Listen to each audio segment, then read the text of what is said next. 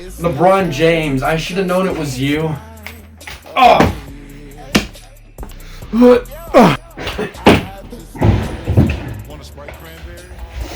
my god.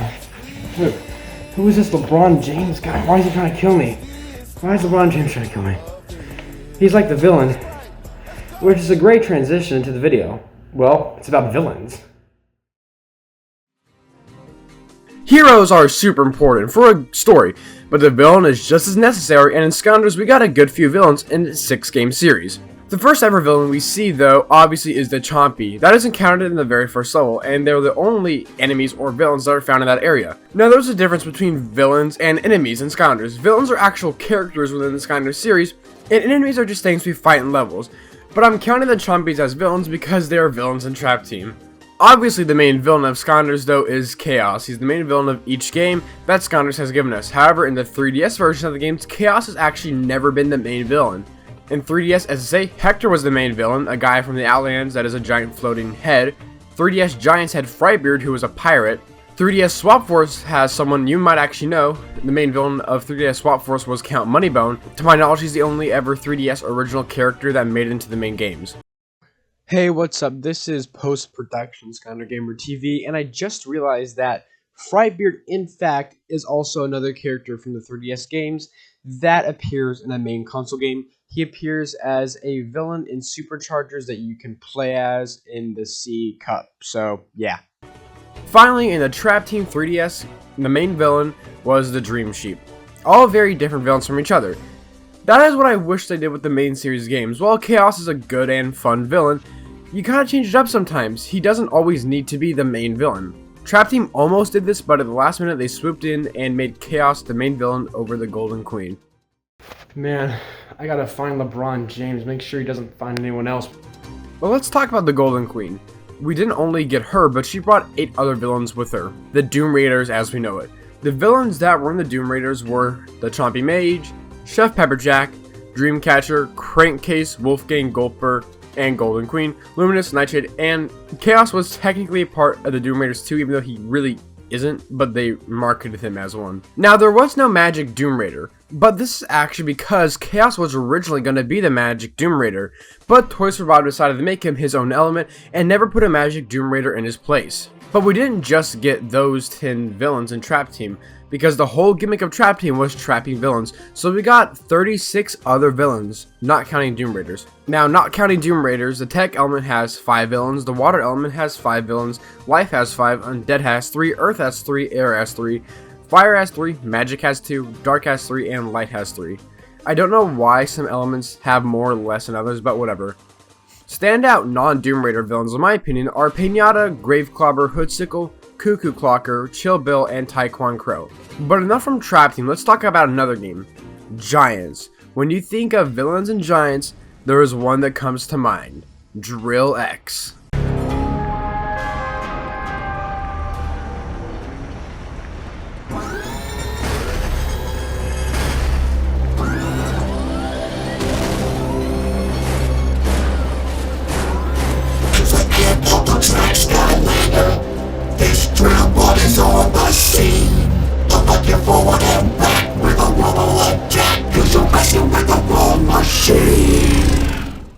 Yeah, he sings, so how can you not remember this robot?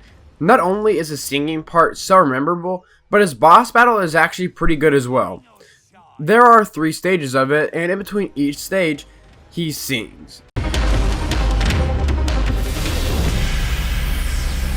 You don't stand a chance, Skylander, even though you wore that round.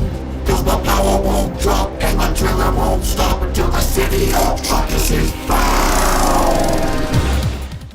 I might add that his design is great too. Basically everything about Drill X is amazing, a stroke of genius if I do say so myself. But another villain that you probably know that is from Giants is the Chompy Mage. Chompy Mage makes his debut in Giants, and is later seen in Trap Team as a villain again, and in Imaginators as a Skylander. Chompy Mage gets his boss fight at the end of the Willikin Village. But it is a bit different from Drill X. For some reason, Chompy Mage does not have a visible health bar, and you just have to kind of guesstimate how much health he has left. I don't like this a lot, honestly. I believe bosses like Chompy Mage should have a health bar, because how much a boss has left of their health changes the strategy of the battle, in my opinion. But either way, this is a good boss battle. It uses the realm hopping mechanics found in this level, and Chompy Mage turns into his big iconic Chompy form, so overall a good boss battle. Another villain found in Giants is one that doesn't have a boss battle, but this villain holds a special place in my heart. That is Noodles from Glacier Glory. Really, this is just because I think he's funny, that's about it.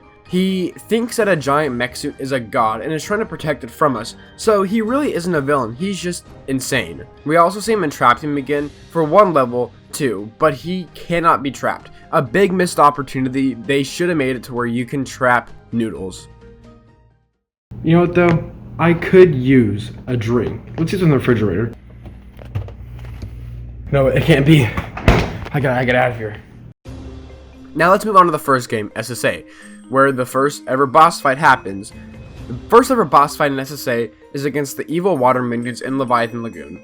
These enemies we fight are Evil Slam Bam, Evil Zap, and Evil Gill Grunt. This is a wave style boss fight. We fight one at a time, and at the end we fight them all together. And the next boss fight, which I count really as the first real boss fight, is only 2 chapters later in Stone Town against a giant rock monster that looks a lot like Prison Break. And once again, 2 chapters later, we fight the life minions in a boss fight. The next boss fight is in Battlefield, and it's not really a boss fight, but it kind of is. We have to throw bombs at a tank to destroy it, but you also can just attack the tank, and it gives you the win still easily. Creepy Citadel gives us the hardest minion boss fight scene in the game, against Evil Ghost Roaster, Evil Chop Chop, and Evil Cinder. Then we get one more evil minion boss fight in Lava Lakes Railway, against the evil fire minions. And then the next boss fight after that is obviously the Chaos boss battle. So as you can see, SSA had a lot of villains in it. The evil minion villains, the rock villains, had a lot of villains. But that doesn't end there. Each expansion pack in SSA has a villain in it. Pirate Seas has Dreadbeard, who was defeated by beating him in a match game. Yeah. Then in Darklight Crypt, there's Oculus, who's a giant skeleton eyeball that we actually get a boss fight against. We switch realms and use a cannon to defeat him. Dragon Peak gives us a villain, Vathig, but no boss fight, which sucks because Vathig has a really cool design, one of the best designs out of any villains, and a final boss fight against Vathig, the villain of this level, would have been awesome. But then Empire Vice has the best villain out of any of the expansion pack levels. It is a wall. The boss fight at the end of the game is a wall. Yeah. Since we already talked about Giants, let's switch to Swap Force. We get a couple good villains in this game. First of all, Chaos's mom appears in this game as a secondary villain, the Chaos. But for some reason, we don't actually get a boss fight against her. She just goes into our portals, and we defeat her by lifting our Skylanders off our portals. I don't really know why that is. But actually, for a while, Glumshanks, of all things, is a villain, as Chaos evilizes him and he starts doing villainous things, and we must stop him. For the desert levels in Swap Force, the Fire Viper is the main villain.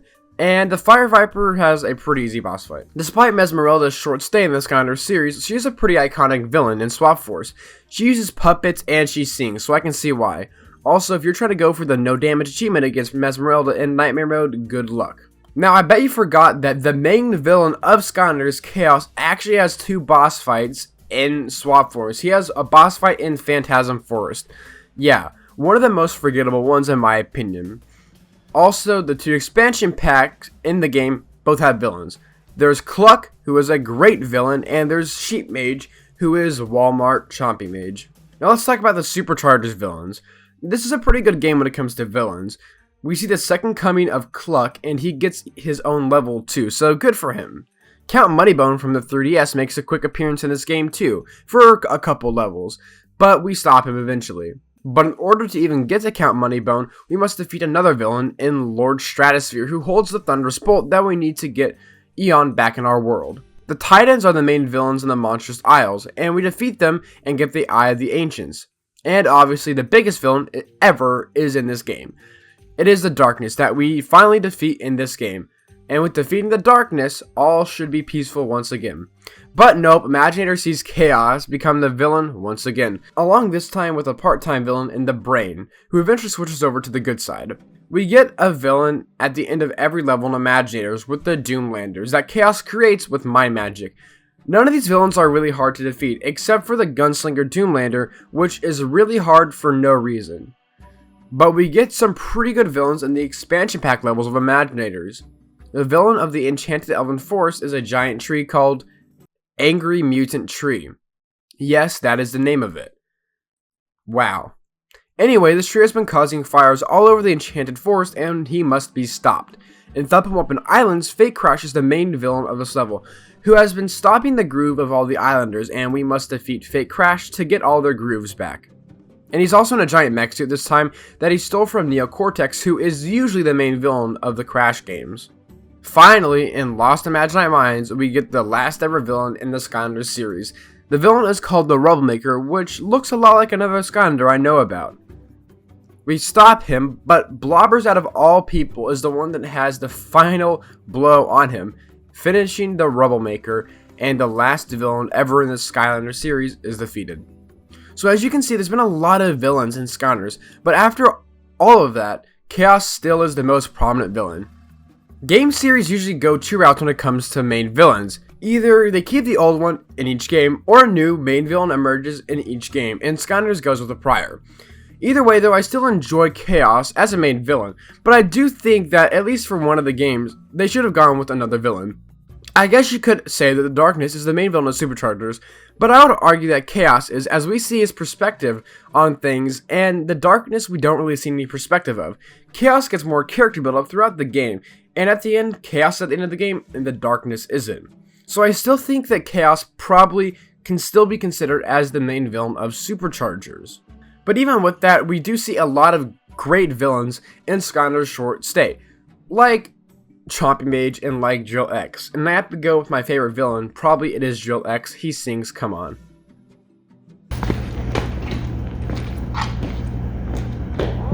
Wait. That's not what I think it is, right? We're going outside. It's the thirstiest time of the year. I have just one query. Want a Sprite cranberry? The answer is clear. It's the thirstiest time